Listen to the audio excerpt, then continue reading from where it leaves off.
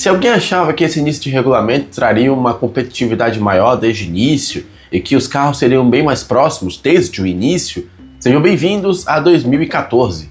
A Mercedes marcou a pole position e colocou quase 8 décimos no terceiro colocado. E talvez o principal competidor além da Mercedes nessa temporada, o Max Verstappen, que poderia ter tentado a pole position, não passou do Q1. Em compensação, pra gente aqui do Hemisfério Sul que assistiu a classificação, ficamos felizes, porque Gabriel Bortoleto passou para o Q3 e vai largar em décimo. Se não fosse um problema no carro, ele poderia ter tentado até umas posições a mais, mas não deu e tá tudo bem.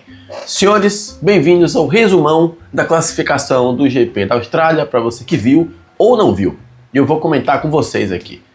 Olá, me chamo Fernando, falo de Fórmula 1 aqui. Caso seja novo, se inscreva-se no canal para ver mais vídeos meus e já clica no like, porque o like ajuda muito na divulgação desse vídeo. E é o seguinte, eu fiquei acordado até tarde para ver a classificação, porque eu já estava meio assustado já no TL3. O TL3, o George Russell colocou um tempo muito lá em cima e eu pensei, realmente voltamos a 2014, porém, como o Antonelli acabou batendo o seu carro ali no finalzinho, eu pensei, opa, talvez tenhamos uma surpresa aqui. Porque quem sabe a Mercedes nem fosse mesmo a classificação e o Antonelli fosse largar em último para adicionar um pouquinho mais de tempero na corrida.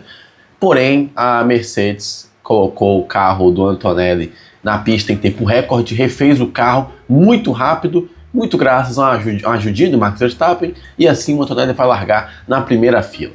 Já no começo do Q1, o Max Verstappen teve um problema no seu carro, acabou rodando sozinho e bateu, ficando assim eliminado, vai largar de 20º. De acordo com a própria Red Bull, ele teve um problema nas rodas com o sistema de recuperação de energia. Digamos que o sistema de recuperação acabou sendo ativado exageradamente, óbvio, sem querer, fazendo com que as rodas travassem e assim ele perdesse o controle do carro. O Max até saiu do carro reclamando de dor, mas tá tudo bem com ele vai correr amanhã sem nenhum problema, não quebrou nada. Mas fica o prejuízo, né? Vai largar de 20º. E agora vamos à classificação. Como vocês já conhecem a tabela aqui ao lado, Lance Stroll em 22º, Carlos Sainz em 21º, Verstappen, como já falei, em 20º, Valtteri Bottas e Sérgio Pérez, desses aqui citados, os únicos que foram para a pista, né, mas não conseguiram passar, e Fernando Alonso em 17º, e com aviso, tá? Gostaria de deixar um aviso aqui, ele quase foi pro Q2. O Alonso quase foi pro Q2. Num determinado momento da prova, o Colapinto estava com muita pressão nos seus ombros e quase caiu no Q1 para o Alonso com meio carro e uma bateria de powerbank de 10.000 mAh. Tá? Se o Alonso tivesse levado um carregador para a Austrália, tinha passado por Q2. Mas tudo bem. E aí a gente vai com o Colapinto, 16º, Alexander Albon, 15º. Que decepção está sendo a Alpine Williams para mim. Gasly, 14º, Ocon, 13º e Oliver Berman em 12º. E aí, faltando para terminar os 14 últimos, nós temos Nico Hülkenberg na 11ª posição. E aqui já evidencia um resultado bem interessante para a Audi aqui. A gente estava pensando que ela talvez fosse brigar pela 7ª, 8ª força. De primeiro momento, ela está brigando com a Racing Bulls para ser a 5ª força. Embora o Hülkenberg não tenha passado por Q3, está ficando em 11º, 11º é muito melhor do que ficar no Q1, como aconteceu na temporada passada. Um resultado excelente para a Audi até aqui, que está fazendo seu próprio motor e próprio carro pela primeira vez na história. E quem bateu o recorde, quem bateu aquela insígnia de primeiro piloto a fazer tal coisa pela Audi foi o Gabriel Bortoleto. O primeiro Q3 da Audi é do Gabriel Bortoleto, vai largar em 10º. Conseguiu passar para o Q2, foi uma alegria, todo mundo ficou feliz, até o momento que o Q2 acabou. Né? Conseguiu passar do Q2, né? Conseguiu passar para o Q3.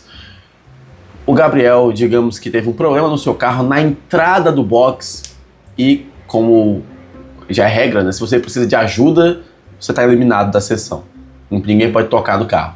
O Gabriel acabou parando justamente na entrada do box e teve que largar, não conseguiu disputar mais nenhuma posição a partir daí, mas o trabalho já tinha sido muito bem feito, né? Foi pro Q3, tá tudo certo, vamos pra corrida, que é o que é mais importante agora. Bom resultado.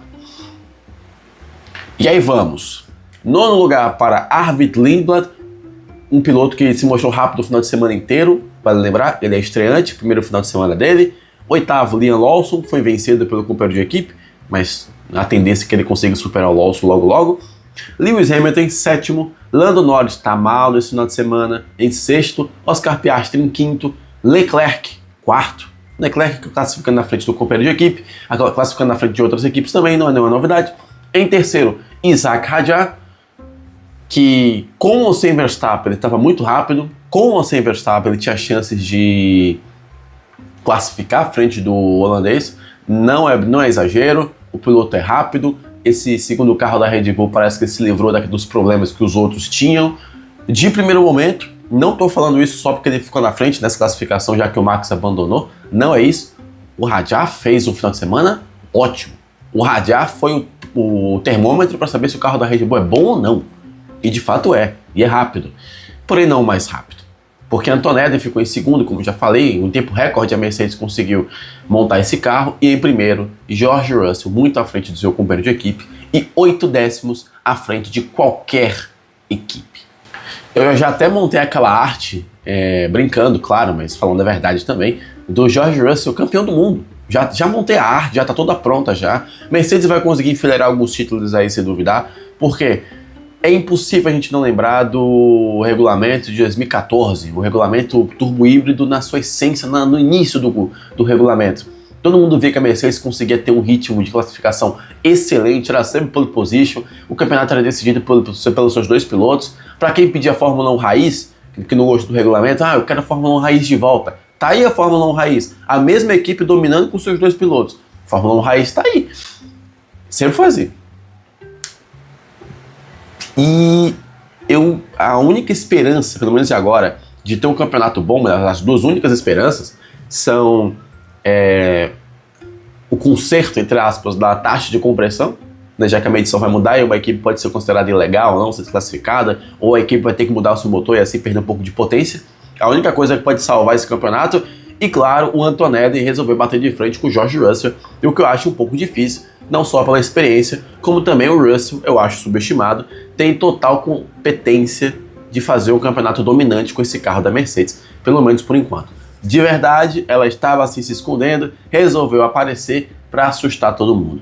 Tem até aquela imagem que fizeram do perfil Just F1 Car, acho que é assim que fala o nome dele, Just Formula 1 Car, acho que é assim, que tem aquela imagem, né, da distância na pista de como seria a classificação de 0.79, tá aí.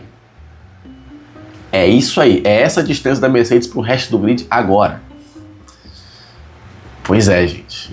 Bem-vindos a 2014 de volta. A diferença é que agora é que nós temos um público mais legal e mais fiel do que 2014, né? Porque o regulamento de 2014 no começo meio que afastou a galera. Agora vai ser o contrário, eu espero.